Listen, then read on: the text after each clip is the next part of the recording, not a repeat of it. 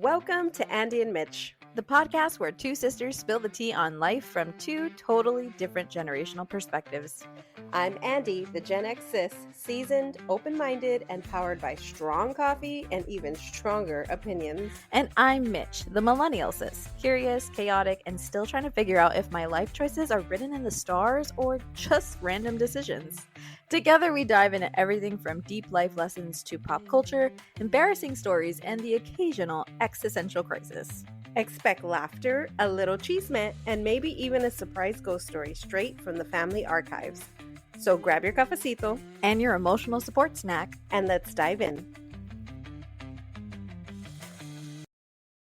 Hi, everybody. We're so glad you're here. I'm actually really excited to dive into this topic a little bit with Mich because I think we talk about astrology sometimes. We were curious to do a little bit more of a deep dive and learn about our birth charts. We did do some research and we want to talk about some of the basics. And I think a good place to start as we sip our coffees and explore this is to think about, where did astrology start in our lives? How did we get to this place where we feel really curious about it? We use it. It's like very common nowadays. It is. Astrology has been influential in human lives for decades. It roots back to ancient civilizations like the Egyptians and the Greeks. And really, it's just the observation of the sky and the connection of celestial phenomena with earthly events and how that ties into us. Yeah, it's very interesting how astrology has been around for so long. And if you're a history guru or you watch the History Channel where they talk about the connections across the world and how ancient civilizations used to use stars and star charts to determine how they were going to grow their crops, how they were going to live their lives, what they could expect, how to practice and worship, and all the things of their life were tied around this. That's super fascinating. Folks who are really into astrology might do that, like the deep divers. But as it's used generally, not so much. Today, it's really less about predicting your fate or your ability to grow crops. And it's used as a self-reflection tool or common language to talk about things safely around spirituality and beliefs that might feel a little woo. I find that younger generations tend to ask me more what my sign is than maybe people from my generation or generations before me. I think people from my generation, shout out to Gen Xers because we're rad and we rock, we dabbled in it, but we didn't fully do such a deep dive because it wasn't as mainstream. We're curious, but with a little bit of skepticism.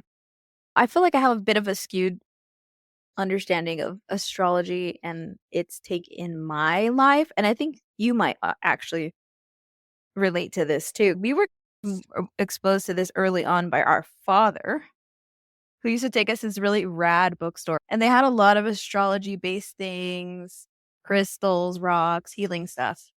It was a very like metaphysical, spiritual bookstore. Yeah. And so to be there at such a young age and to be exposed to that, not necessarily sitting down and getting my astrology read, surrounded by people who are really open to that kind of stuff, you would think I would be really into it. I'm not really that into it, but I'm curious for sure.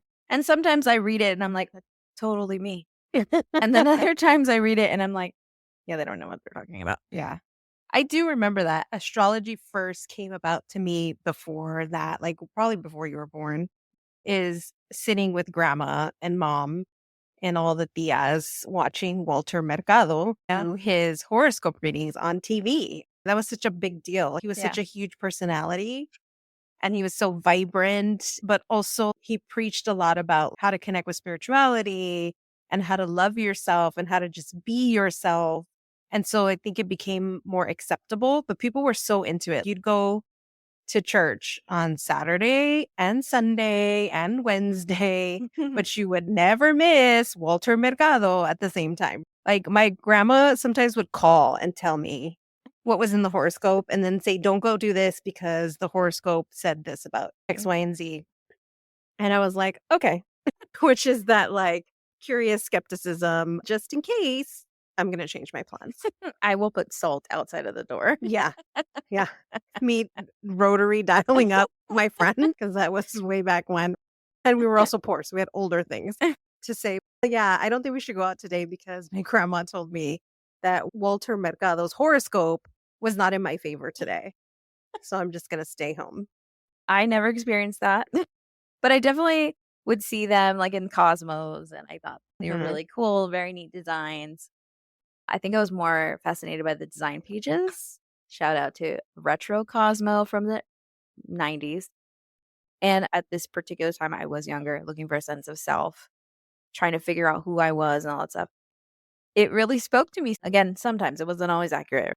It's interesting to reflect back how this plays out culturally, Mhm. not only our ethnic culture, but how pop culture has embraced it differently, Mhm. to use it almost like a personality quiz to see. And that's how we used it for this when we're looking up our stuffs. Like just feeling really curious about what the chart says and if we agree or disagree based on how we think we see ourselves and what we know of ourselves. It's not as much of a spiritual guidance tool for me. I am very much into woo woo and spirituality, but I think I've always gravitated towards other things and not as much toward deep dive into astrology. What made you feel curious about wanting to read your birth chart? Have you I read it before? I've dabbled, but I didn't know what time I was born, so it was always just a shot in the dark. So today I think it was pretty interesting to see different aspects of my personality that I wouldn't necessarily highlight as strengths, and it is really relevant to the person that I've evolved into.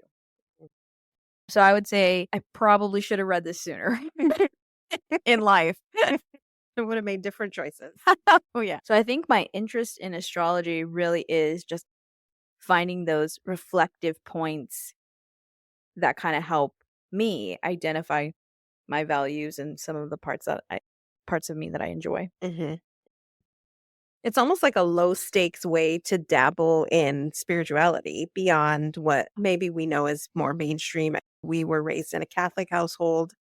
Everyone has different belief systems that they were brought up with. But for a long time, these ideas of understanding personality and your fate written in the stars would have been considered crazy talk.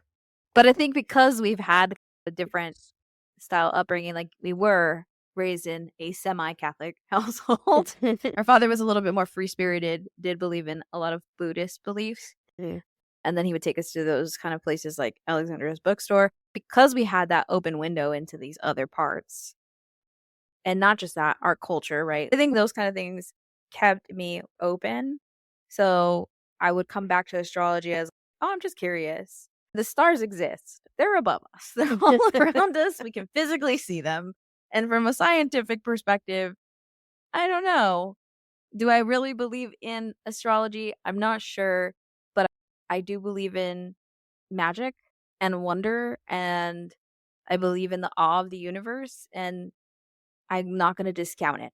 Yeah, absolutely. There's got to be stuff about the stars and alignments and things that are true and real because this is a huge part of our existence. I started doing a little research for this episode and I found this really cool podcast. I'm not connected to it. I don't get anything for it, but it's Astrology for Beginners and she gives you the breakdown of how to read your chart and astrology and what it means. She talked about the big 3. And these are probably the most common ones. In previous decades, people would only talk about their sun sign, which is your core identity. This is who you are at your essence and who you are internally. It's how you see yourself. We're also going to look at the moon sign, which is your emotions, your inner world, and this is your heart space. And then we're also going to talk about rising sign, which is how others see you. This is your vibe or the mask you wear to show the world, like how you show up in the world, how your friends see you, your coworkers see you. What's really interesting is as I was listening to the podcast, she was talking about how the rising sign is actually one of the most important because it can be reflective of how you're actually showing up in the world. And so it's really interesting to look at that and compare to how you think you're showing up in the world. All right. So we're going to review Andy's. Andy's sun is in Aquarius. I'm an Aquarius cusp, and I did not look that up. I should have, but I was born on the last day of Aquarius, first day of Pisces. So Mhm. if you're born in the morning, you're an Aquarius. If you're born at night, you're a Pisces. And I think that also contributes to the chaos that is me. Very eclectic. Yes, So Aquarius is the sign of the visionary, the innovator, and the rebel with a cause. that's Yep. right. Your sun in Aquarius means at your core, you are independent and forward thinking, Mhm. drawn to progressive ideas and equality. Mhm. This is true. I do agree with all that. You are someone who thrives on authenticity and originality. You challenge outdated norms and seek unconventional paths. You often feel more like part of a collective mission than someone focused solely on self gain. And there's also a cool detachment to your vibe. You like your personal space and aren't one for emotional drama. All of that I agree with. Alrighty. The cool detachment That made me laugh. to my 'Cause, vibe yeah. is really funny because I'm very private. I'm just here for the vibes. And if the vibes aren't cool, I'm leaving because I actually don't want to be involved in drama. And if there's a lot of drama, I'm out. Yeah. Audi 5000, you will not see me. This is true. Your identity is deeply tied to community, friendship, and your hopes for a better future. You are a optimist. Not so secretly. She's an optimist. You're likely a connector, a group leader, or someone whose mission is to help others awaken their uniqueness. Absolutely, because you're a mentor. You actually lead groups of people and you teach them about Mhm. themselves, how to strengthen their already existing characteristics. Mhm. And so that's Yeah. really And cool. I feel naturally drawn to that. Yeah. I think it just flows for me. I didn't see myself like that for many years. People would see me that way or mention it to me, and Yeah. I'd be like, yeah, no, that's not my deal. But that was just me being in denial about life. Once I started leading and coaching and doing more things, it felt very natural. Yeah. I can see that. So it makes sense. So 100% Sun in Aquarius. Yes, ma'am. Yes. Check plus. All right. So we're moving on to Moon in Scorpio. Now, this was super surprising to you. Yes. I don't have any qualms with Scorpio. I know a lot of people do. I personally don't. I think Scorpios are wonderful. One of my greatest friends is a Scorpio, and he's wonderful. So the Moon in Scorpio is powerful, intense, and emotionally deep. You feel things profoundly, even if you don't always show it. Yep. Yeah, that's true. She does not show it. I don't show it. Yeah. I've actually been told that my heart is cold as ice. No. And it's not because it is, but it's just because I don't outwardly express emotions and vulnerability. As easily as many would. Yes. I would say it's not that you don't at all, but you are very guarded And with I'm that. careful where I do that. Yeah. Also trauma. And professionalism. And when you mix those two together, bing, bang, boom. Your emotional world is passionate, loyal, and protective, even intuitive and psychic at times. Yes, 100% check mark with an exclamation point. Prone to transformation, rebirth, and emotional intensity. I don't see the emotional intensity part. I can see the transformation and rebirth element in the way that you lead others and you like to inspire others to connect with their most authentic selves. So I would say, yeah, in a way. You're not one for surface level relationships, friendships, conversations, No, yeah. coffee. It's true. I'm like literally terrible at small talk. Yeah. I have had to learn, and listen, it's taken years to learn. Like, even my partner laughs at me because he's so good at it. If you're not going to tell me some deep, dark secret, I like don't want to talk to you. While you think you're bad at it, I actually think you're really good at it. I just think you have a threshold limit. So I think you're really good at it, but if they go past a certain point where you're realizing that they are not there as their authentic, truest version of themselves, or they are just not being genuine, I think your threshold is like 10 minutes tops. Thank you, but I'm pretty sure it's just practice. And honestly, I learned a lot of that from my partner. So Yeah. over 2.5 decades of watching him move so easily in the world with people made it easier for me to do it over time. But I have learned, so I can make my way through interactions Well, and have moments of small talk. I don't know if you noticed, but I try to make it more meaningful. yeah, you When I do. ask people questions, I do ask them personal things and they don't even know me. And I think that's why you make them pretty comfortable because when you're asking with intention, so it's not just like a, "Hey, how's your day going?" You'll ask them like, "Hey, I really like that sweater and that color blue is there any particular meaning behind the reason why you put And it's you're them?" like, "Can we get out of here, please? Why are you lingering?" I'm like, "Don't make eye contact with And I'm them." like, "I love your purse. It's so cool. Where'd you get it from? How I long know. have you lived here?" Whenever we visit places, I'll always ask people if they're local because it will spark up conversation that feels deeper to me than like the superficial small talk. So when you do small talk, you do it with intention. Do you think your moon sign reflects your emotional pattern in Scorpio? Yes, but Okay. I was surprised because I would not have guessed it. I would have guessed probably more of a Pisces. I am very emotional, even though I'm not outwardly emotional. I'm like on an emotional roller coaster all the time. I have a lot of big feelings. Uh-huh. But when I read Scorpio, I was like, oh, that actually makes more sense because I am very protective. Remember, I said I'm very private. I'm very protective of myself, people I love and care about. Like, I become real fierce mama bear, which makes sense because I'm a Scorpio and I'm going to sting you. But also, I am cautious when I let other people in, and I don't like to live on the surface level with people. It made more sense to me than Mhm. I thought it would, but I was surprised.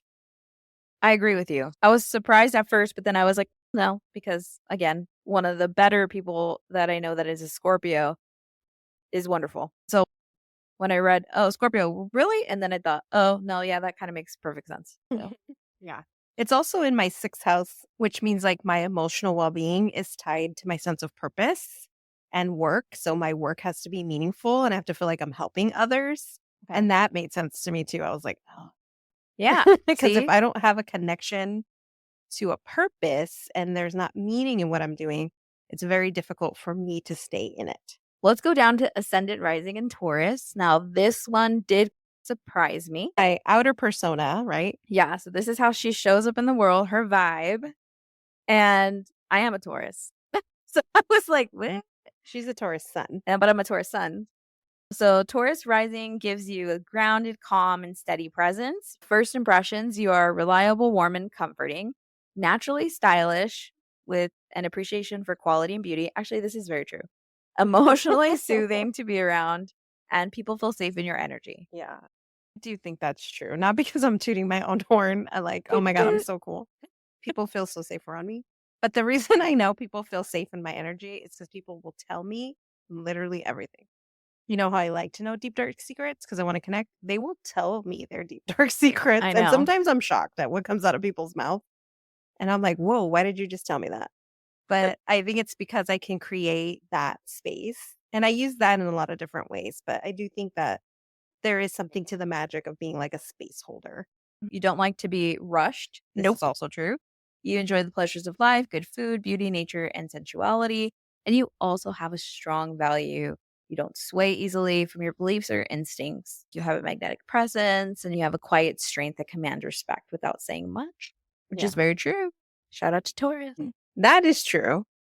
With your wonderful Aquarius, Scorpio, Taurus combination plate, you're a soulful change maker who leads with integrity and calm determination. People may see your soothing, grounded presence, Taurus, feel your emotional intensity and insight, Scorpio, and eventually realize you're a revolutionary at heart, Aquarius, here to leave a meaningful impact. Yeah, I agree with all of that. You know what I like about this, though, is that this breakdown helps to give a better understanding of the intricacies of people's complicated personality traits. Honestly, it's pretty spot on. Yeah, it's a little weird. Yeah, it's a little weird. I was looking for, okay, what's wrong? What don't I agree with? And so I had a hard time. I didn't really find anything that didn't resonate in some way with how I see myself or how I can see myself showing up in the world and how I carry my feelings and things like that. Okay, so Mitch, it's your turn. It's my Let's turn. talk all about you.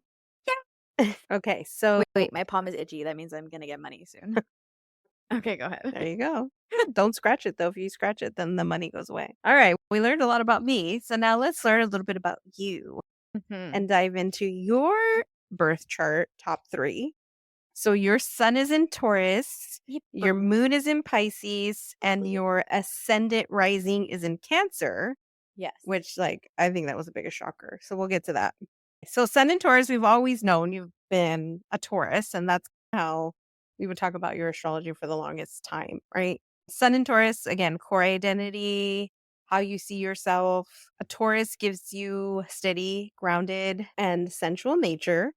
You're likely someone who thrives on stability, comfort, and beauty. Think cozy homes, good food, music, and art, which is true. You're more of a steady and strong type than a sprinter. Loyalty and dependability are part of your core, and you likely value material and emotional security. Let's Strong make a willed. note about the sprinter part, okay? My 23andMe said that I had the build of an athletic runner.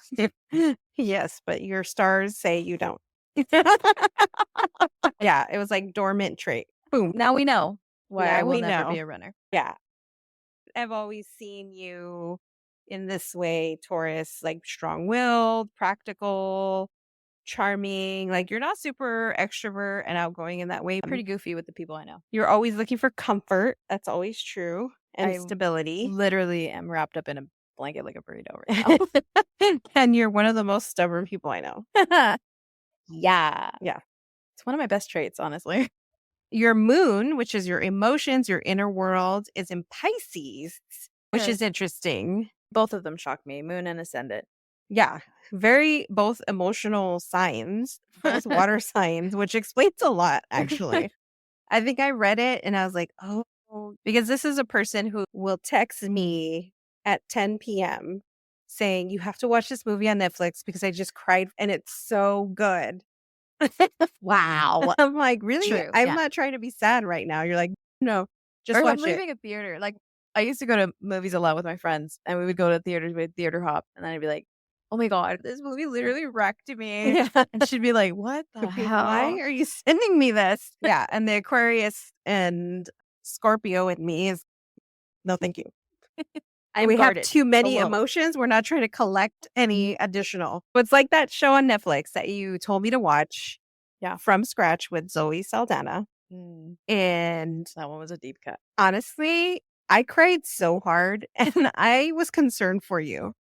I was like, I cannot, I'm wrecked. And there was one of the episodes in particular that was like the hardest thing to watch. Really? And then I truly. thought, why is she watching this?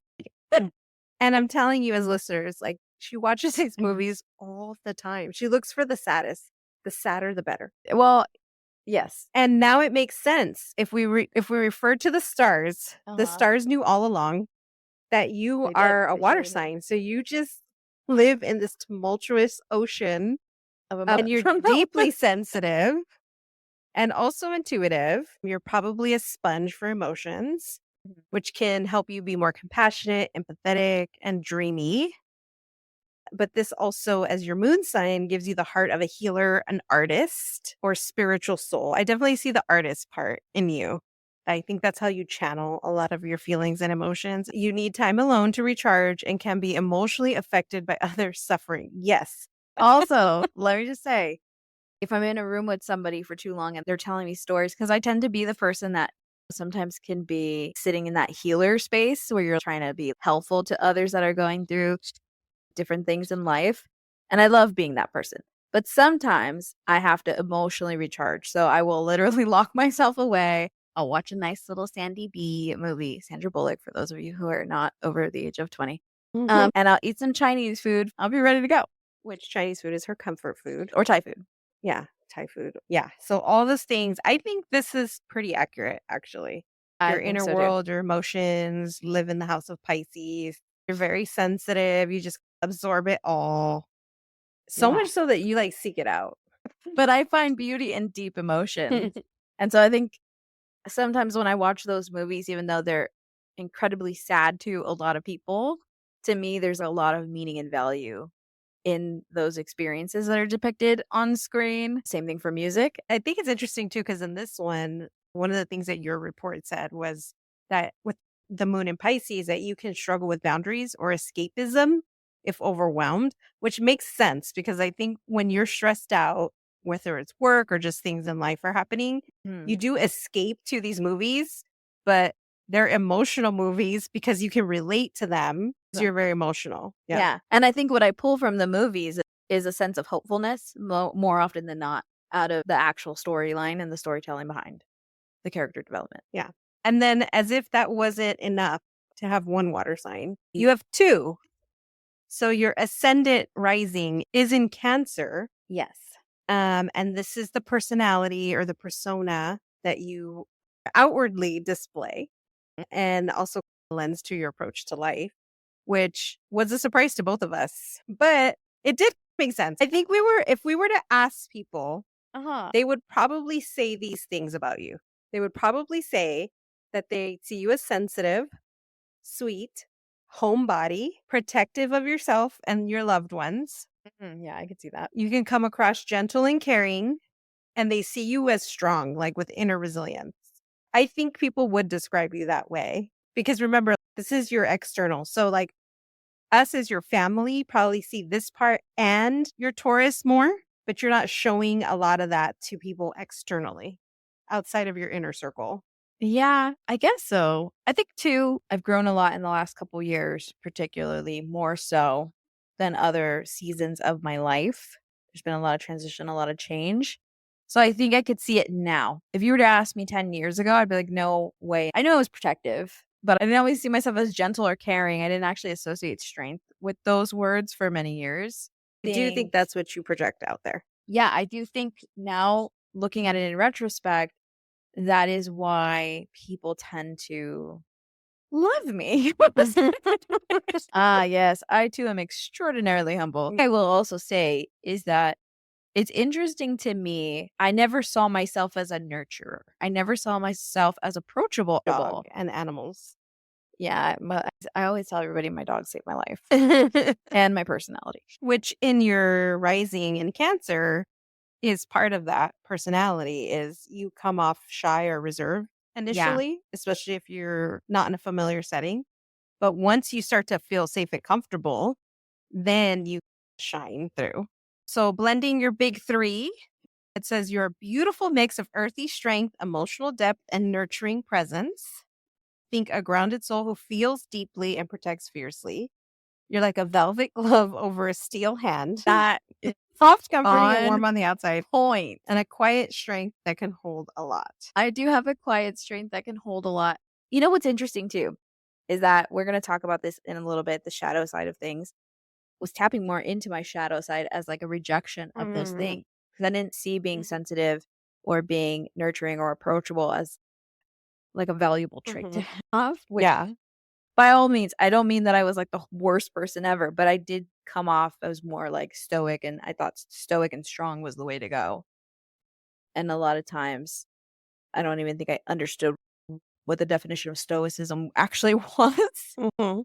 I just conflated it with being really stiff and rigid. Let's talk about that for a minute because I do think people who are really into these practices, beliefs, such as astrology, sometimes it can become, I don't want to say toxic, but sometimes they forget there's a whole other side to it that you need to educate yourself on. Yeah. Because we only talk about all the good stuff. Oh, how cool. Look at, I am an amazing, beautiful earth goddess. Yes, you are. And there's also a flip side. There's two sides to every coin. There's the shadow side, which if we're not tapping into these correctly or we're pulling away from these traits that are part of our true essence, then we could be tapping into the shadow side. And there's lots of things that can push you into the shadow side of things, but it means basically you're out of alignment with your signs in this case and the natural personality traits and characteristics that come with them. Yeah, absolutely. When you think about the shadow side and you read through them, what stood out to you most? So for me, definitely something that stood out that is true is that I may cling to comfort and familiarity instead of growth. Better the devil I know energy. And yes, I can say that 100% undoubtedly. That is part of the shadow side. And might resist emotions or vulnerability, even though I'm this water sign that's really emotional and crying all the time. On the inside mostly, but sometimes on the outside too. Might resist emotions and or vulnerability is big. Yep, I could see that. Can become emotionally guarded or withdraw completely when feeling unsafe and might appear passive aggressive or overly moody instead of expressing needs directly. Yeah, I can definitely see that. May over identify with the caregiver role and forget her own needs. Bingo. All right, Andy. So we covered mine. What are your shadow vibes? What do you feel like resonates with you when you were looking through the list that was given to you? Oh, none of them. I think some that I related to was like for my son in Aquarius that I can become detached, like the detached rebel, like emotionally distant or aloof, especially when feelings get too messy. There's too much happening, too many emotions, and it takes over. And I tend to be more in a flight mode as the air sign. I'm just going to float away into the clouds and you're not going to see me. I can definitely isolate myself or keep people at arm's length. So I resonate with that because I have definitely seen that show up Okay. as a shadow in my experiences. I definitely also resonate with getting stuck in emotional loops of resentment. And I love that this said revenge. Because if like you betray me so hard, like I'm coming for you. You know what I mean? I'm pretty calm, pretty level headed. You have to push me really far and really hard for me to just really lose it. Uh-huh. But I don't think lose I've it, ever lose I'm it. not gonna yeah. If I were a revengeful person, which I am not, I Okay. wouldn't be the I'm just gonna punch you in your face at the bar. I Uh-huh. would be the like, you're not gonna see me coming. I'm gonna pull it out. You'd be the John Wick.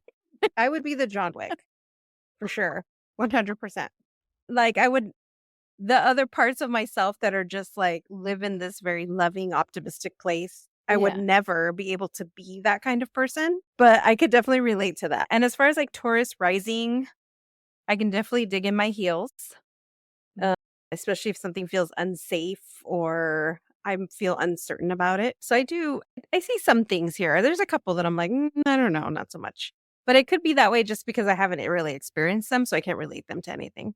Yeah, that's true. I think it's also important to note, since we're talking about shadow side, is that you can also transmute the shadow. So, transmuting the shadow, it's not about fixing it or erasing it because it's always going to be there, but it's about acknowledging it with love and understanding where it comes from. And then we consciously choose a new way of being and or consciously choose ways to bring ourselves back to alignment with who we are in our more natural state. What did we learn today? So much, too much. It's like a lot. I have like information overload in my brain, to be honest. You're like, as my shadow side said, it's time for me to go home. It's like it's overloading me, so I gotta go. I gotta float away in the cloud. I think I think it's really interesting. It probably gives me a little less skepticism Yeah, I than think so. before doing it. And I can definitely see some of the connections to spirituality. Am I going to make all my life decisions based on my birth chart? Probably not. But I find it fun and I'm still curious about it. And so I like to play with things like that. Hmm. And how do they connect with other things? If I see a certain pattern happening in my life and then it's in my chart, also, that's interesting to me. I want to explore that a little bit more. So I probably want to do a little bit more reading and learn more about it. But I definitely think this is not a belief system that if you adopt, you can't believe in anything else. I think it's a tool, like any other tool Hmm. that you can use in your life to help you better understand yourself. I agree with that. And I think approaching it from a place of openness and just being flexible to trying new things and trying to see if maybe this is something that speaks to you or that you find alignment with or that it helps you identify some of your good values and traits. I think it could be really good in terms of being utilized as a tool for that.